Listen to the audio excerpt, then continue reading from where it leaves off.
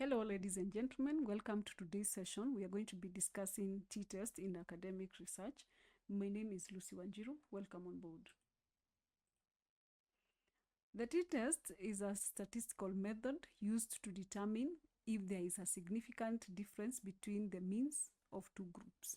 It is commonly employed in various fields such as psychology, education, medicine, sociology, and business to compare the means of two samples and assess whether the observed difference is likely due to chance or reflects a true difference in the population. How do you use the t-test? Number one, you use it to compare two independent groups. When researchers want to compare two distinct groups, for example, experiment versus control group, male versus female participants, treated versus untreated group, to determine if there is a significant difference in their means. Then it can be used to examine the effectiveness of interventions. Researchers use t-tests to evaluate the effectiveness of interventions, treatments, or programs by comparing outcomes between the treatment group and the control group. Okay, then it can be used to analyze before and after data. When researchers collect data from the same individuals or groups before and after an intervention or treatment, t-tests can be used to assess whether there is a significant change in the mean scores over time. Then it can also be used to analyze before and after data. We have already done that.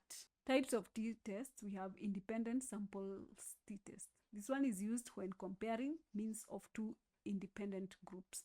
Then we have the paired sample t-test. It is used when comparing means of two related groups. For example, before, after measurements and the same participants. Then there is one sample t-test. It is used when comparing the mean of a sample to a known population mean. Then how do you use the t-test? The rationale, we have said there before that the t-test is chosen when comparing the means of two groups to determine if there is a statistically significant difference between them. So the procedure, first of all, you define the groups being compared. Then number two, you check the assumptions, that normality and homogeneity of variances. Number three, choose the independent samples t-test for unrelated groups or the paired samples t-test for related groups. And then number four, calculate the t-value and degree of freedom. Determine the significance level of the p-value. And the last one, interpret the results considering whether the difference between the means is statistically significant. Let's look at it closer in an example. Suppose you want to compare the mean exam scores of two different teaching methods, method A and method B. A t-test would be appropriate to determine if there is a significant difference between the means of the two groups. That is method A and method B. So break it down. The groups, that is method A and method B, the hypothesis or the assumption is that there is a significant difference in mean exam scores between method A and method B. What would be the procedure? Number one, collect exam scores for students taught using method A and method B. Check the assumptions such as normality and homogeneity of variances.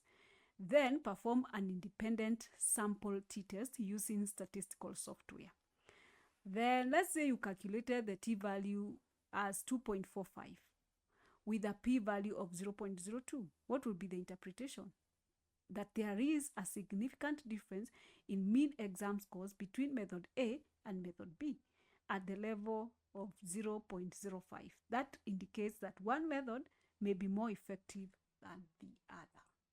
With those few remarks, ladies and gentlemen, thank you so much for joining our academic research journey today.